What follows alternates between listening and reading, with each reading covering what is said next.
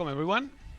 This video will be about Coffin Smasher, the Night Revenant rare. So I'm gonna go through his kit quickly and explain you why this guy is so good for clan boss.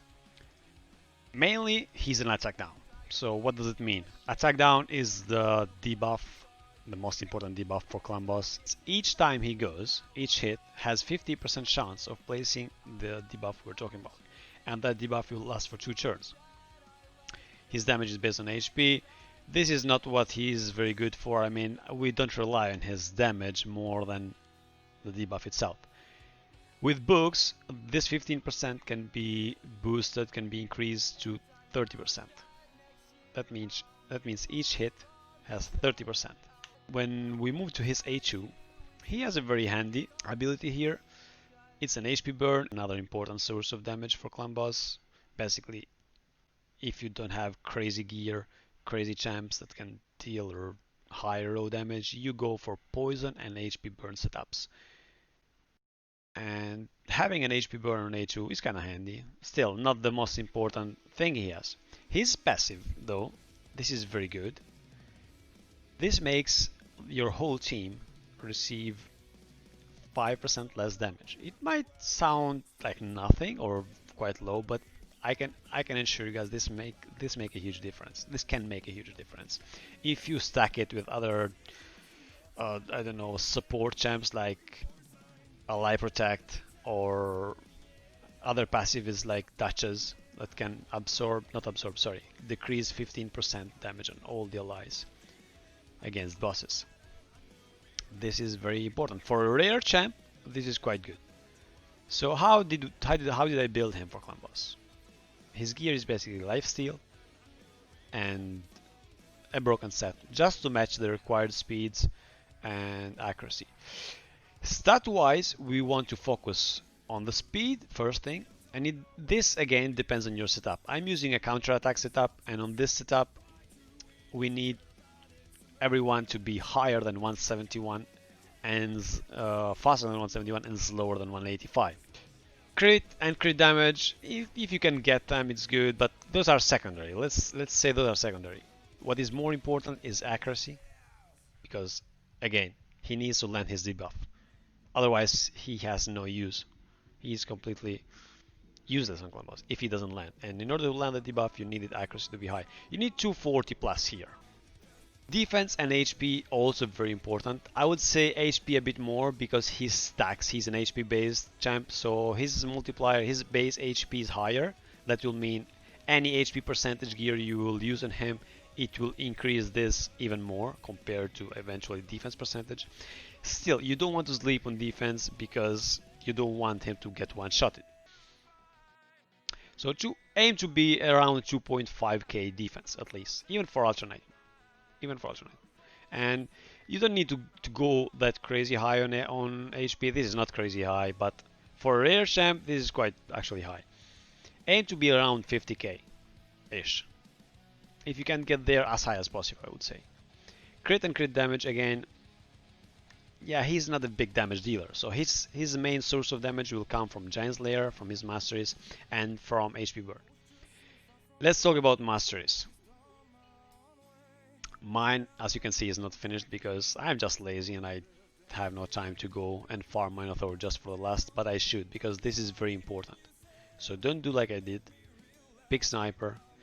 But let's start from the beginning. So of course you go offense tree and support tree, and offense you basically go the classic clan boss tree. You go all the way down here. You pick Life Drinker unless you have an unkillable. But if you have an unkillable comp, most likely you don't need Coffin Smasher. And then you go straight here, Giant Slayer. This has 30% chance. I mean, we all know what is Giant Slayer. Basically Giant Slayer is used if your champion has at least 3 hits on the A1 skill. On support tree we picked accuracy, of course. Accuracy again, some more accuracy. This, I mean, you can go for Lure of Steel if you are planning to build an accuracy set or a speed set in order to reach the required speed. But be careful because this is multiplicative, it's not additive. So his base speed is very low. He is 92, if I'm not mistaken. 92 exactly. So if you pick this, be careful because your true speed, your final speed will be different from the displayed one, and it can be lower. So be careful with this. If you don't want to pick this one, you can go for Evil Eye, which will not be handy or useful at all on clan boss. But if you are planning to use Coffin Smasher Fire Knight, which can be used, this can be handy. Now let's see him in action, right? So what I used here is counterattack, Martyr Lead for the defense aura, Razin for some damage and debuffs, Frozen Banshee for the poisons, and Doom Priest for the cleanse, and of course Coffin for attack down. And I'm running, this is very important, I'm running Nightmare speeds. This setup will be viable on both Nightmare and Ultra Nightmare. So I'm running 171 to 185 speed ranges, which will mean on Ultra Nightmare I have to skip the first 3 rounds, first 3 turns, and start my rotation with poisons and debuffs and counter and so on after the first stun. So let's see how does it go. So I go A1, with Coffin I can use A2, it doesn't matter. Martin I go A1, and we wait for the boss second AoE, we got it.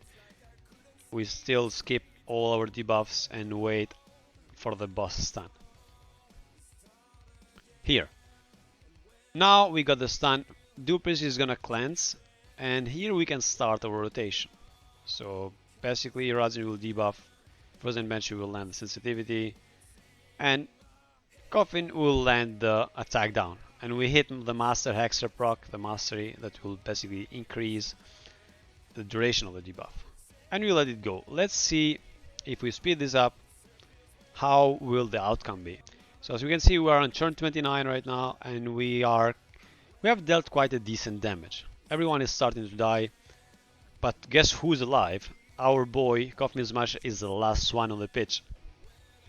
So at the end of the day, our run lasted 7 minutes, and we did 25 mil on Ultra Nightmare, which is basically a consistent 3 key. And we can see here that Frozen Banshee did the majority of our damage, of course, 9 mil. Then we have Razin. Then, surprise, Coffin Smasher has dealt more damage than Martyr. And Martyr, we all know, she has very, very good multipliers on A1. So this guy can proc some damage. He's, of course, not a legendary. He's a rare. He's there for the attack down. But bringing 4 mil more on the rest, on top of the rest, is quite handy, right? So let's have a look at his full build very quickly. I went for basically speed boots, 6-star, looking for some accuracy substats, nothing much. This is actually quite bad, but for a debuffer is good, for 39 accuracy.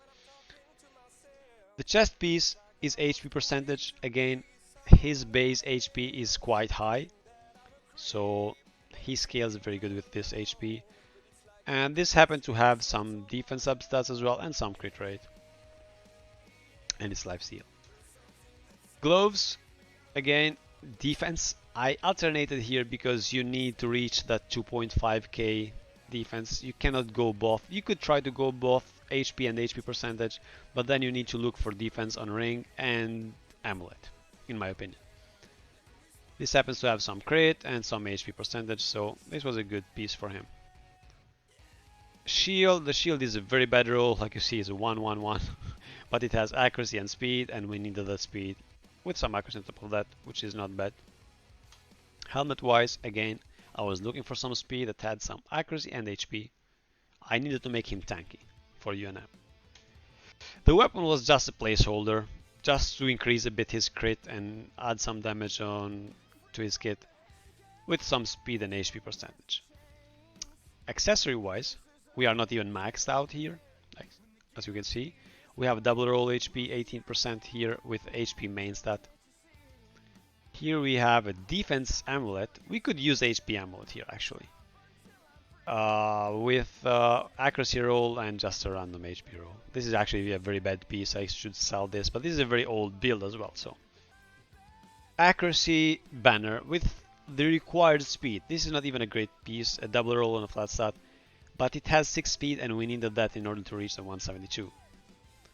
So, with very, very normal gear, as you can see, there is nothing crazy. I mean, you don't need this triple hit on crit rate in order to make him effective. You can go with whatever weapon that has 5 speed and some HP. It will still work. He will still do his job. So, besides this piece, the rest, as you can see, is very, very normal gear. So he doesn't need anything crazy to be effective. Right? And he can work on both Nightmare, Ultra Nightmare, Brutal, wherever you want. He can work on speed compositions with the speed boosters. He can work with counter attack. As a rare champ, for a rare champ, he's very good. He can be run in Stalwart as well. If you have some healers, you don't necessarily need lifesteal on him. But I would recommend you to use lifesteal if you're running counter attack and Giant Slayer and no other healers. Right, this was it. Coffin Smasher is a very fine champ.